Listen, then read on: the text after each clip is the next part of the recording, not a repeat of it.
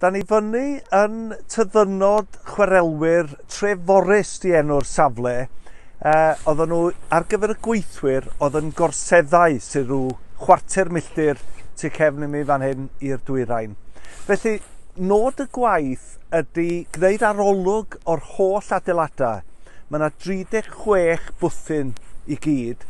Da ni'n defnyddio drons i gael awyrlyniau, a wedyn mae yna tîm bach yn cofnodi efo lluniau ag nodiadau.